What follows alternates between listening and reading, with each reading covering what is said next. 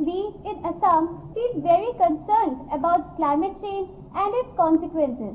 Sir, how can you help and guide us to protect our pristine environment? देखिए, आज छोटे छोटे बालक भी क्लाइमेट चेंज और एनवायरनमेंट चेंज की चर्चा कर रहे हैं।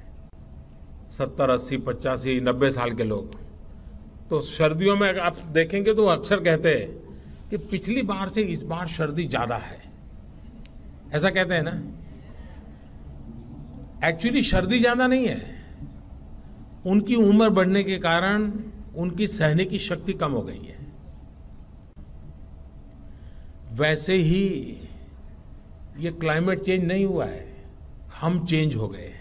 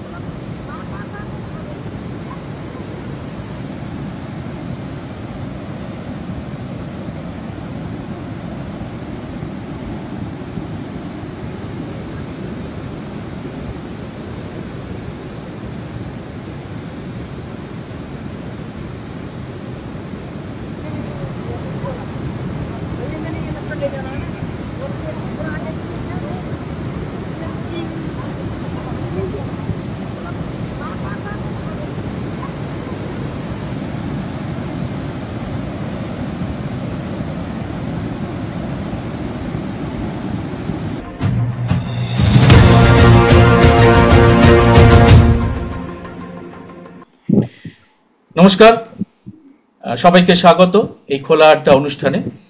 আমরা গত কয়েকদিন ধরে দেখছি কেরালার ওয়েনারে এবং তারপরে উত্তরাখণ্ড এবং হিমাচলে একের পর এক যে ধরনের প্রাকৃতিক বিপর্যয় হচ্ছে, তাতে যেরকম জীবনহানি হচ্ছে তেমন সম্পত্তি নষ্ট হচ্ছে এবং এরকম দুঃখজনক ঘটনা আমাদের দেশে সত্যি আগে এরকম একের পর এক বোধহয় সম্প্রতিকালে যেরকম হচ্ছে এরকম দেখা যায়নি। তো বিষয়টি অত্যন্ত গুরুত্বপূর্ণ বলে আমাদের মনে হয়েছে এবং এই জন্যে আজকে আমাদের সঙ্গে আমরা এই আলোচনায়, আমাদের এই খোলা আড্ডা অনুষ্ঠানে আমাদের সঙ্গে রয়েছেন আনন্দবাজারের প্রাক্তন চিফ রিপোর্টার এবং আবহাওয়া বিষয়ক খবরে যিনি বাংলা সাংবাদিকতাকে প্রায় একটা জায়গায় একটা উচ্চতায় পৌঁছে দিয়েছিলেন, সেই ডক্টর দেবদূত ঘোষ ঠাকুর। আমি দেবদূতদাকে আমাদের সমস্ত দর্শকের পক্ষ থেকে দেবদূতদাকে আমাদের স্বাগত জানাচ্ছি। দেবদূতদা, তুমি বলো যে আমরা এই যে একের পর এক বিধ্বংসী প্রাকৃতিক বিপর্যয় দেখছি দেশের বিভিন্ন প্রান্তে, তো এইটার মূল কারণ কি? আসলে আমাদের প্রকৃতির যে গড়ে ওঠা এবং তার যে একটা স্থিতাবস্থা, ভারসাম্য বলা যায়। ধরুন কোনো একটা এলাকায় সে কি ধরনের বাড়ি ঘর হবে, কি ধরনের রাস্তা হবে, কি ধরনের গাছপালা থাকবে, সেটা একটা প্রাকৃতিক নিয়ম আছে। এই প্রাকৃতিক নিয়মটাকে কখনোই আমি লঙ্ঘন করতে পারি না। যদি লঙ্ঘন করতে চাই তাহলে তার ভারসাম্যটা কিন্তু পুরোপুরি কিংবা অর্ধেক নষ্ট হয়ে যায়। সেটা আমরা এখন না, সেটা আমরা অনেকদিন থেকে দেখছি এবং সেটা আরো বৃদ্ধি পায় যদি আমরা এই যে সমস্ত সতর্কতামূলক ব্যবস্থা আছে সেগুলোকে বুড়ো আঙুল দেখিয়ে আমরা যদি ভাবি আমরা মানুষ, আমরা সবকিছুকে জয় করতে পারি, সেই ভাবনা থেকে, একটা বেপরোয়া মনোভাব থেকে কিন্তু আমরা যে জায়গায় নির্মাণ কাজ হওয়া দরকার নেই সেইখানে যদি আমরা ঢালাও ভাবে নির্মাণ কাজ করি, যেখানে কংক্রিটের বাড়িঘর করা নিষিদ্ধ সেখানে যদি আমি ঢালাও ভাবে কংক্রিটের বাড়িঘর করি, যেখানে পাহাড় খুব বেশি পুরনো নয়, নতুন পাহাড়, সেইগুলোতে ডিনামাইট দিয়ে ফাটিয়ে রাস্তাঘাট করলে পরে সেখানে একটা ধস নামার প্রবণতা থাকে, সেটা আমরা সবাই জানি। সেটা যদি আমি উপেক্ষা করতে চাই তাহলে যা হওয়ার সেটাই হচ্ছে। আমাদের সিকিম, নেপাল, আমাদের দার্জিলিং পাহাড় হোক কিংবা হিমাচল প্রদেশ কিংবা উত্তরাখণ্ড বা সুদূর কেরল, প্রত্যেক জায়গায় আমি আমার এই প্রকৃতির উপরে খবরদারি করতে গিয়ে তার ভারসাম্যটা পুরোপুরি নষ্ট করে দিচ্ছি।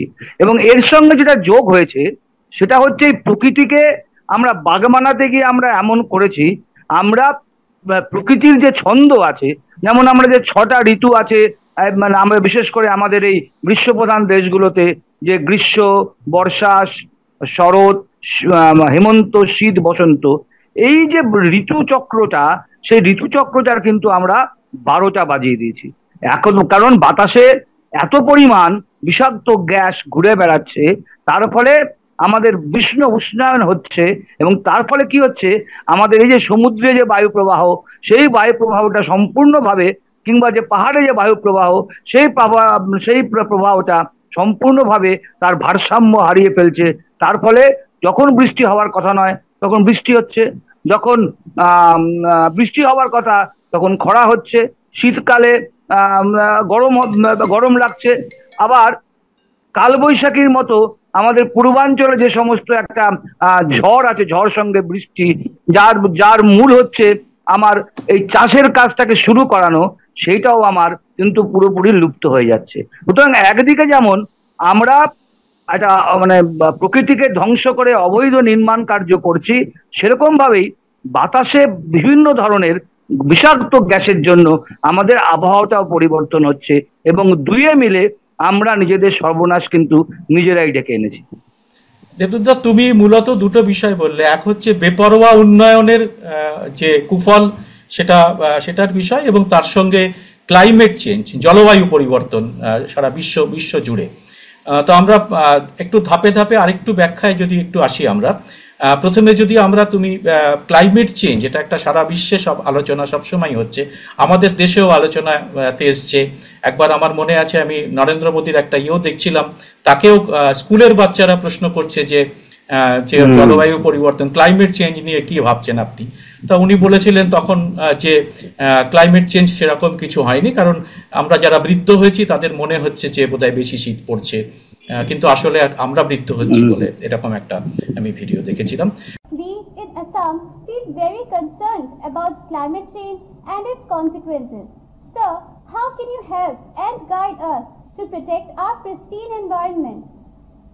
देखिए, आज छोटे छोटे बालक भी क्लाइमेट चेंज और एनवायरनमेंट चेंज की चर्चा कर रहे हैं। 70, 80, 85, 90 साल के लोग तो सर्दियों में आप देखेंगे तो अक्सर कहते हैं कि पिछली बार से इस बार सर्दी ज्यादा है, ऐसा कहते हैं ना। एक्चुअली सर्दी ज्यादा नहीं है, उनकी उम्र बढ़ने के कारण उनकी सहने की शक्ति कम हो गई है। वैसे ही ये क्लाइमेट चेंज नहीं हुआ है, हम चेंज हो गए हैं।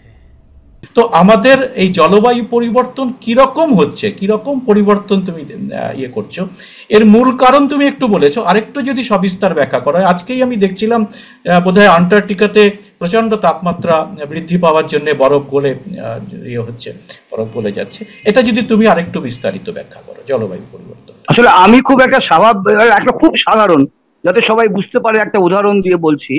তো রবীন্দ্রনাথের একটা কবিতা আমার মনে পড়ছে যে ফাল্গুনে বিকশিত কাঞ্চন ফুল, ডালে ডালে পুঞ্জিত আম্র মুকুল।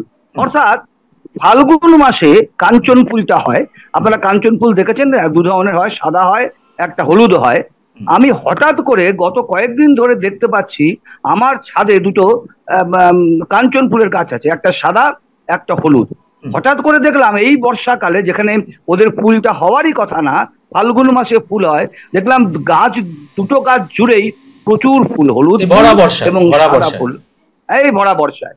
সুতরাং এই যে ফুলটা বসন্তে ফোটে আর কি, সেই ফুলটা হঠাৎ করে এই আষাঢ় শ্রাবণ মাসে ফুটতে দেখে আমার মনে হচ্ছে যে এই যে গাছটা, তার যখন এই ফুলটা কড়িটা হওয়ার কথা, ফুলটা ফোটার কথা, সেই যে একটা ছন্দ আছে, সে প্রাকৃতিক যে পরিবর্তনটা এমন একটা হয়ে গেছে, তার ফলে সে কি তার ফুলটা ফাল্গুন মাসে হয়নি, এসে ফুটছে কখন না এই শ্রাবণ মাসে। এই যে তার মানে কেন, তার মানে এই যে প্রকৃতির তার যে স্বাভাবিক ছন্দ, সেটা হারিয়ে যাওয়ার ফলে তার যে একটা প্রতিক্রিয়া, সেই প্রতিক্রিয়াটা আমরা এই সহজে আমার ওই ছাদে কিন্তু আমি দেখতে পেলাম।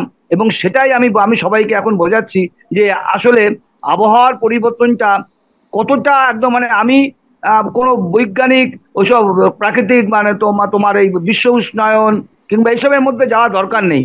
আমি যেটা দেখতে পাচ্ছি চোখের সামনে, তার থেকে তো বড় আর কিছু উদাহরণ হতে পারে না। সুতরাং এই যে একটা অকালে ফুল ফোটা কিংবা অকালে ফল হওয়া, অকালের ধান, অকালের গম, এই যে পরিবর্তন হয়ে যাচ্ছে আমাদের যে এই যে জলবায়ুটা, তার ফলে কি হচ্ছে, এই যে তার যে আমাদের যে প্রকৃতির যে প্রধান যে উপাদান জীবনের, এই যে গাছ, সেই গাছের উপর কি তার একটা প্রতিক্রিয়া পড়ছে। যেমন তার একটা সাড়া দিয়েছে আমাদের গাছের দুটো কাঞ্চন ফুল। এইটা একটা বলা যায় যে আমাদের প্রাকৃতিক পরিবর্তন, অর্থাৎ জলবায়ু পরিবর্তন কিংবা এই ক্লাইমেট চেঞ্জ। ক্লাইমেট চেঞ্জের তো অনেক কিছু ব্যাপার আছে। যেমন যে আমাদের এইবার একটাও কালবৈশাখী হয়নি। আমাদের গত 3 বছর ধরে আমরা যদি দেখি, আমাদের এই মার্চ, এপ্রিল, মে মাসে সব মিলিয়ে গোটা 10-12 হয় কালবৈশাখী।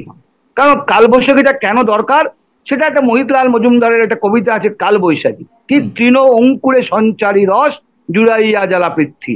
এই যে চৈত্র মাসের প্রচন্ড গরম, যে একদম মাটি পুরো ফুটি ফাটা হয়ে গেছে, সেই মাটিকে ফুটি ফাটা হয়ে যাওয়াটা কি হবে, এই বসন্ত যাবে, তারপরে গ্রীষ্ম আসবে, তারপরে বর্ষাকাল। বর্ষাকালটা কিসের কাল? চাষের কাল। এখন এই মাটিটাকে পুরো ফুটি ফাটা যে মাটি, সেই মাটিটাকে মধ্যে প্রাণ সঞ্চার করছে কে না, এই কালবৈশাখীর ঝড়ের ফলে যে বৃষ্টিটা হচ্ছে সেটা। এটা আপনারা এটা লক্ষ্য করে দেখা যাবে যে গত কয়েক বছর আমাদের এখানে কালবৈশাখীটা না হওয়ার ফলে গরমকালে তাপমাত্রাটা কিন্তু হু হু করে বেড়েছে। এইবারটা তো সব থেকে বড় হয়েছে, 45, 46, 47, 48 পর্যন্ত পৌঁছেছে আমাদের গাঙ্গে উপত্যকায়। এবং আমরা বারবার করে লিখেছি যে বাংলা পাল্লা দিচ্ছে জয়সালমীর মরু দেশ জয়সালমীরের সঙ্গে। স্বাভাবিকভাবে যদি আবহাওয়া দপ্তরকে জিজ্ঞেস কেউ করে, বলবে আমাদের গাঙ্গেয় পশ্চিমবঙ্গে 8ই জুন বর্ষা আসার কথা। আরে কোথায় 8ই জুন? এইবারে আমাদের বর্ষা এখানে এসছে 15ই জুলাইয়ের পরে। অর্থাৎ 8ই জুন যে কৃষকদের কাছে যে বার্তাটা আছে, তা হচ্ছে আমি জুন মাসের প্রথম কিংবা দ্বিতীয় সপ্তাহ থেকে আমি বীজতলায় ধান রোপণ করব, যাতে সেই বীজতলায় নতুন ধান গাছটা তৈরি হয়। ধান গাছটা তৈরি হলো, সে ধান গাছটা আস্তে আস্তে পুষ্ট হবে। যখন জুলাই মাসের মাঝামাঝি ভরা বর্ষা, সেই সময় খেতে জল জমবে মাঠে, আমি সেই সময় মাঠে চাষ দিয়ে সে ধানগুলোকে পুঁতবো, ধানের গাছগুলো পরিপুষ্ট হবে, ধান ভালো হবে। কিন্তু কোথায় বর্ষা? জুন মাসে কোনো বৃষ্টি নেই। আমি গত 2 বছর ধরে দেখেছিলাম যে চাষিদের মধ্যে সে কি মানে হাহাকার। তারা কৃষি দপ্তরের নির্দেশ মেনে ঠিক 15ই জুন মাসের দ্বিতীয় সপ্তাহে বীজতলা তৈরি করেছে। সে শ্যালো টিউবওয়েল থেকে জল নিয়েই হোক তারা করেছে। কিন্তু এই যে যখন বাড়বে এই গাছগুলো আস্তে আস্তে, সেই সময় তাপমাত্রা এত বেশি, ম্যাক্সিমাম জায়গাতেই সেই বীজ যে গাছগুলো বীজতলাতেই সে ধানের চারাগুলো মারা যেতে শুরু করেছে। অন্তত গত 20 বছরের যদি রেকর্ড দেখা যায়, প্রত্যেকবার পুজো মানে কি হয় অক্টোবরের দ্বিতীয় সপ্তাহ কিংবা তৃতীয় সপ্তাহ কিংবা চতুর্থ সপ্তাহ। সুতরাং আমি যদি অক্টোবরের প্রথম সপ্তাহে যদি আমার চলে যাবে বৃষ্টিপাত, তাহলে আমার পুজোর সময় তো বৃষ্টিতে ভাসতো না। এখন আমাদের নভেম্বর পর্যন্ত বৃষ্টি হয়। তার ফলে কি হচ্ছে, আপনি ভালো করে দেখুন, নভেম্বর মাসটা হচ্ছে আমাদের কার্তিক মাস, কার্তিক অঘ্রাণ। তার মানে কি করছি, আমি শরৎকে ডিঙিয়ে এসে আমি হেমন্ত পর্যন্ত আমার বৃষ্টিটা হচ্ছে। এবং দেখবেন যে হেমন্তকালটা এখন আর দেখা যায় না। কারণ একটা রবীন্দ্রনাথ লিখেছিল, হেমন্তে কোন বসন্তেরই বাণী। অর্থাৎ হেমন্তর যে ওয়েদারটা থাকে, আবহাওয়াটা থাকে, সেটা বসন্তকালের মতোই একটা সুন্দর আবহাওয়া, যেটা শরতের পরে শীত আসছে সেরম। কিন্তু এখন কি হয়েছে, এই যে শরৎ হয়ে গেছে স্যান্ডউইচ, আর হেমন্ত আমার একদম পুরো হারিয়ে গেছে। তাহলে গ্রীষ্মটা আমার বেড়ে গেছে, একদম বসন্তের অর্ধেক থেকে শুরু করে একদম বর্ষাকালের অর্ধেকটা খেয়ে নিয়েছে। তার মানে প্রায় 4 মাস ধরে আমার গ্রীষ্মকাল, 1 মাসও শরৎকাল নয়, হেমন্ত নেই, শীতকাল নমনম করে 1.5 মাস, আবার ওদিকে বসন্ত নমনম করে 1.5 মাস।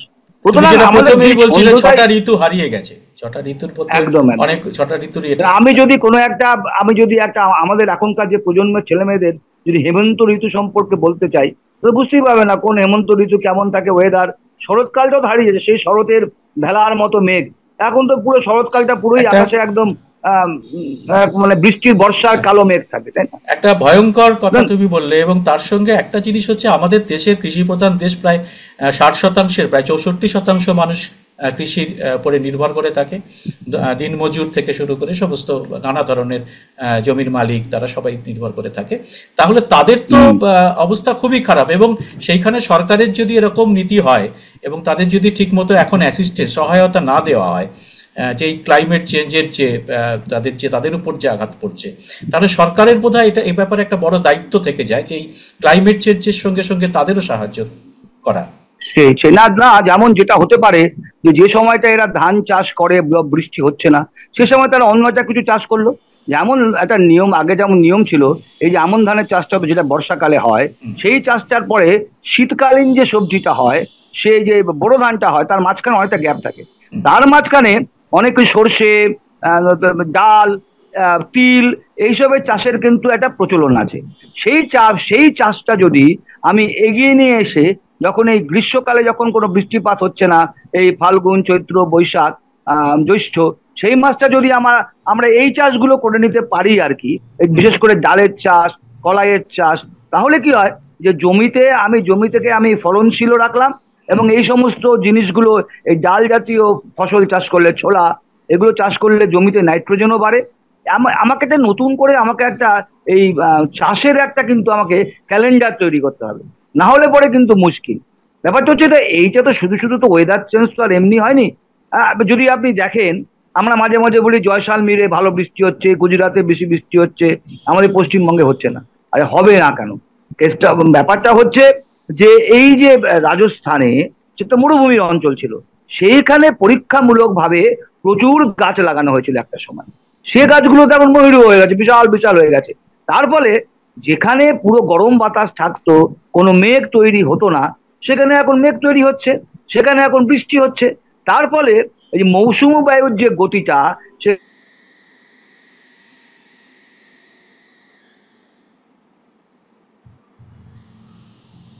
আসবে, কখন একটা নিম্নচাপ আসবে, তারপরে বৃষ্টি হবে। তার ফলে রাজস্থানের দিকে, গুজরাটের দিকে বেশি বৃষ্টি হয়ে যাচ্ছে।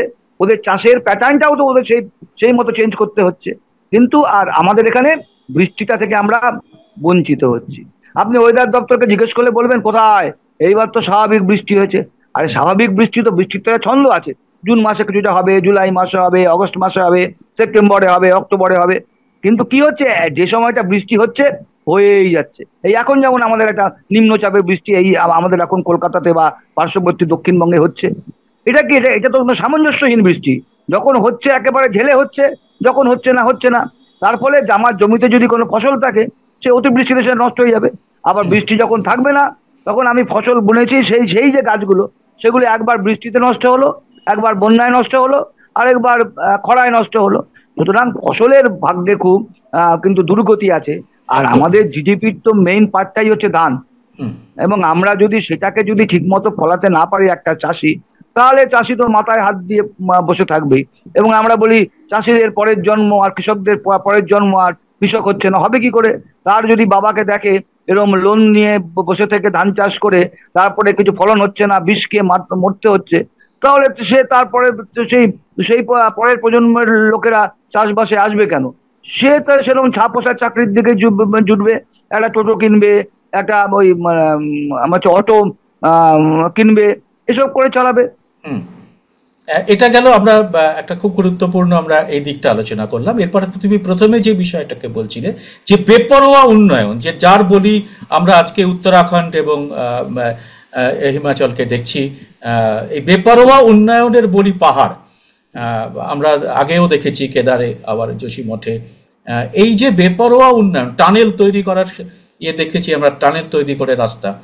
তো এই উন্নয়নকে এরকম ভাবে অপরিকল্পিত উন্নয়ন আমাদের দরকার হচ্ছে কেন?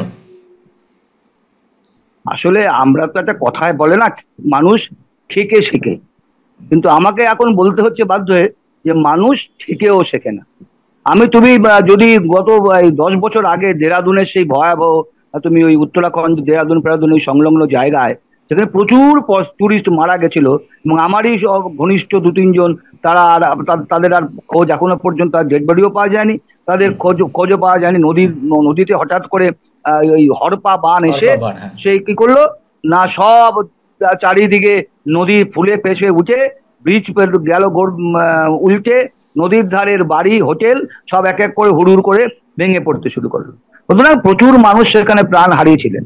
কিন্তু সেইটা থেকে আমাদের একটা বোঝা উচিত ছিল যে আমি যদি নদীর যে স্বাভাবিক গতি সেটাকে যদি আমি বন্ধ করে দিই, আমি যে পাহাড়ের যে স্বাভাবিক উন্নয়ন তার যদি আমি বিপরীত পথে চলি, তাহলে ফলটা কিন্তু ভীষণ ভীষণ খারাপ। সেটা থেকেও আমি কোনো কিন্তু শিক্ষা নিতে পারিনি। আমার ঋষিকেশ, যোশীমঠ আমার তার একটা মানে উদাহরণ। নেপালে ঘন ঘন এরকম বন্যা, সিকিমে ঘন ঘন ধস, দার্জিলিং কালিম্পংয়ের রাস্তা মাসের পর মাস বন্ধ থাকা, এগুলো তো আমাদের বারবার করে আমাদের ইঙ্গিত দিয়েছে, কিন্তু আমরা কিন্তু সেইগুলো কিন্তু আমরা না শুনে আমরা কিন্তু বেপরোয়া গতিতে কিন্তু আমরা এগিয়ে গেছি। এর ফলে কি ঘটেছে, ধর্মস্থানে যাব, চলো তার মাঝখানে টানেল তৈরি করো। তার মানে আমার কি হবে, ওখানে ওই টানেল দিয়ে পর্যটনে এই চারধাম টানেল তৈরি করতে, আমি একটু চারধামকে যুক্ত করার, চারধামকে যে প্রকল্প বিজ্ঞানীরা প্রবল বিরোধিতা করেছিল যে এটা করা উচিত না, এরকম একটা আধুনিক রাস্তা এখানে করা উচিত না টানেল করে। না না, যে কটা সমীক্ষা হয়েছিল এই দেরাদুনের ওই প্রচন্ড বিপর্যয়ের পরে, তখন সবাই বলেছিল যে পাহাড়ের যেটা নর্মাল যেটা মানে রাস্তা যেটা এতদিন ব্রিটিশরা করে গিয়েছে আর কি, সেইটাই যথেষ্ট। এর থেকে বেশি করতে গেলে এখানে পাহাড়ের আমাদের এইসব মানে হিমালয়ের এইসব রিজিয়নে পাহাড় খুব নতুন পাহাড় বলি, মানে পুরনো পাহাড় নয়। তার ফলে কি কাজ সেগুলো হচ্ছে ধস প্রবণ। নতুন যেহেতু পাহাড় ধস নামে, আমাদের দার্জিলিং পাহাড়েও ঘন ঘন ধস নামে, মানে আল্পসের মতো নয়, আল্পসের যে স্থিরতা আছে সেটা হিমালয়ের নয়। ওই জন্য হ্যাঁ, সেই জন্যই কি আমাদের ওই যে এভারেস্টে গিয়ে যে চীন যে ওখানে রাস্তা ফাস্তা তৈরি করছে এবং ভবিষ্যতে এয়ারপোর্টও তৈরি করে ফেলতে পারে, কিন্তু তাকে আমার আগে মনে রাখা উচিত আমি যে মাটিটা দিয়ে ঠাকুর গড়ব সে মাটিটা কি সত্যি ঠাকুর গড়ার মাটি? সেটা দিয়ে কি আমি ঠাকুরের আঙুল তাতে তার নাক মুখ সত্যি করে আমি করতে পারবো? আমাকে তো সেই মাটি দরকার। সুতরাং আমি যেখানে নির্মাল কার্য তৈরি করব, আমার পাহাড়ের যে পাথরটাকেও কি আমার সেরকম ভাবে একটা স্থায়ী পাথর হতে হবে, পুরনো পাথর হতে হবে, কড়া এটা যাতে তার শক্ত ভিত থাকে। আমি তাই না করে কি করছি, যেটাকে নতুন পাহাড় ধসপ্রবণ, সবাই জানে এটা, যে কেউ জানে না যে ওইখানকার পাহাড় ধসপ্রবণ আমরা করছি না। গতবারে এই যে উত্তরবঙ্গের সিকিমে যা গত বছর যা আমি ভয়াবহ হয়ে গেছে, এবছর তো তাও কম হয়েছে। গত বছরের তো আমার মনে আছে যে তিস্তা প্রায় তার গতিপথ পরিবর্তন করে করে অবস্থা। তারপর ওদিকে উপরে যেমন নদীগুলো তো পটাপট কি করছে, আমি নদীগুলোকে বাদ দিয়ে বাঁধতে চাইছি, তার পাশে নির্মাণ কার্য করছি বা নদীগুলো তার গতিপথ পরিবর্তন করছি। আমরা বলি হরপা বাঁধ। হরপা বাঁধটা কি? এই যে পাহাড়ে ঘন ঘন যে মেঘ ভাঙা বৃষ্টি, ক্লাউড বাস্ট। ক্লাউড বাস্টে কি, যে ক্লাউড বাস্টটা হচ্ছে একটা মেঘপুঞ্জ, সে পাহাড়ের গা বেয়ে উঠতে উঠতে উঠতে উঠতে সেই মেঘপুঞ্জগুলো ঠান্ডা বেশি করে পেল। ঠান্ডা বেশি করে পাওয়ার পরে কি হবে, সে মেঘপুঞ্জগুলো একদিকে জমাট বেঁধে গেল। জমাট বেঁধে তার মধ্যে জলীয় বাষ্পের পরিমাণ এমন হয়ে গেল, সে মেঘটা সেই জলীয় বাষ্পটা আর ধরতে পারলো না, একসঙ্গে সেই মেঘটা ভেঙে গেল। ভেঙে গিয়ে কি হলো, প্রবল ভাবে বৃষ্টি হলো। সেটাকে আমরা কি বলি, মেঘ ভাঙা বৃষ্টি। এই যে সেটা এখন বৃষ্টি থাকে না, সেটা কার্যত একটা জল নেমে আসা আর কি, জল ব্যাপারটা। আমার যদি একটা গাছ থাকতো, যদি গাছ যদি আমি দোকানে নাক কেটে ফেলতাম, তাহলে কি হতো? তাহলে এই যে মেঘ ভাঙা বৃষ্টিটা, এটা এরকম একটা হঠাৎ করে ভাঙন হতো না। সেইটা আমার কি হতো, ধাপে ধাপে যেরকম ভাবে নর্মাল যে বর্ষার সাইকেলটা হয়, সেই বর্ষার সাইকেলটা আমি পেতাম। কিন্তু এই যে আমি গাছ ফাছ কেটে দিয়েছি, একটা ব্যারেন ল্যান্ড করে দিয়েছি, তারপরে কি ওই পাহাড়ের শুকনো পাহাড়ের গা বেয়ে উঠতে উঠতে উঠতে উঠতে ওই এক সময় ঠান্ডা হয়ে গিয়ে পুরোটা একসঙ্গে ভেঙে হুড়মুড় করে ভেঙে পড়লো। আর কোনো গাছ পাত পাওয়ার কিছু নেই। গাছ থাকলে কি হয়, একটা রেজিস্টেন্স হয়। আমাদের সুন্দরবনে যেমন ম্যানগ্রোভ হচ্ছে সাইক্লোনের যেমন একটা রেজিস্টেন্স, সাইক্লোনটাকে বাধা দেয়, আমাদের পাহাড়েও এই বড় বড় পাইন গাছ বা অন্যান্য গাছগুলো কি করে, সেগুলো হচ্ছে এই ধরনের এই যে প্রাকৃতিক দুর্যোগ বা মেঘ ভাঙা বৃষ্টি, সেগুলোটাকে কি করে, সেগুলোটাকে বাধা দেয়। তার ফলে কি হতো, যে পরিমাণ জল একবারে আমার নদীতে চলে এলো, সেই পরিমাণ জলটা কিন্তু আমার প্রাকৃতিক ভারসাম্যটা বজায় থাকলে পরে সেটা কিন্তু হতে পারে না। যেমন এই আমরা এই যে আরবে ওদিন আগে বিশাল মেঘ ভাঙা বৃষ্টি থেকে বন্যা হয়ে একাকার কাণ্ড হয়ে গেল। আর ওখানে তো মরুভূমির মধ্যে গাছ লাগিয়েছে, গাছগুলো আগে ছোট ছিল, এখন সেই গাছ বড় হয়েছে, সেখানে বেশি মেঘ জমেছে। আর এরা সে তো ধারণা করতে পারেনি ওই মেঘগুলো থেকে যে এত মেঘ জমে এরকম মেঘ ভাঙা বৃষ্টি হয়েছে, পুরো সে আমার নিকাশি ব্যবস্থা তার জন্য তৈরি না। তার ফলে পুরো একদম যেমন দিল্লিতে কখনোই কেউ ভাবতে পারেনি যে অত বৃষ্টি হবে, কারণ দিল্লির নিকাশি ব্যবস্থাটাই কিন্তু ওরম ভাবে তৈরি নয়। আমি এশিয়ান গেমসের সময় প্রচুর গাছ লাগিয়েছি দিল্লিতে, সে গাছগুলো বড় হয়েছে, তারা ওখানে জলীয় বাষ্প থেকে ওখানে সেখানে যখন যাচ্ছে বাতাসটা জলীয় বাতাস, ওখানে মেঘ তৈরি হচ্ছে, দিল্লিতে প্রবল বৃষ্টি হচ্ছে। মানে আমরা যদি প্রকৃতিকে নিয়ে একটু খেলা করতে চাই, তো প্রকৃতি তার উত্তর দিয়েছে খেলা হবে বলে, তাই না? এবার সুতরাং আমরা তাতে বিপর্যস্ত হচ্ছি। মানে সমস্ত ব্যাপারটাই দাঁড়াচ্ছে সেটা হচ্ছে একদম একটা অপরিকল্পিত উন্নয়নের যে চেহারা, সেই চেহারার বলি হচ্ছেন সাধারণ মানুষ। যে বিপর্যয় আমরা তার চিত্র একের পর এক দেখছি, সেটা তো চোখে দেখা যায় না, এত করুণ সেরকম অবস্থা ওয়েনারে বা না। এখন একটা নতুন জিনিস হয়েছে, এটা সুব্রত আপনি জানেন কিনা, তাকে বলা হচ্ছে ডার্ক ট্যুরিজম। ডার্ক, DARK, অন্ধকার ট্যুরিজম। মানে যেখানে এককালে খুব লোক মরে গেছিল বন্যা হয়ে, এইখানে একটা ট্যুরিজম স্পট, লোকে ভালোবাসে দেখতে। এই যে এইখানে এতগুলো মানুষ একসঙ্গে চাপা পড়ে গেছিল, চলো সেখানে গিয়ে যাই, দেখে আসি। মানে কোথায় গিয়ে আমি যদি ঐতিহাসিক স্থানগুলো দেখি, কোথায় অন্ধকূপ ছিল, কোথায় মানুষকে এখানে অন্ধকূপে রেখে দিত, চলো সেই জায়গা দেখে আসি, ট্যুরিজম স্পট। এগুলোকে বলে ডার্ক ট্যুরিজম। তো সেখানে অ্যাক্সিডেন্ট স্পট, ডার্ক ট্যুরিজম। এই যে আমাদের সিকিমে কিংবা আমাদের এই উত্তরাখণ্ডে, হিমাচলে, যেখানে যেখানে ধসপ্রবণ এলাকা, প্রচুর মানুষের মৃত্যু হয়, সেইগুলো কিন্তু একটা করে ডার্ক ট্যুরিজমের অঙ্গ হয়ে গেছে।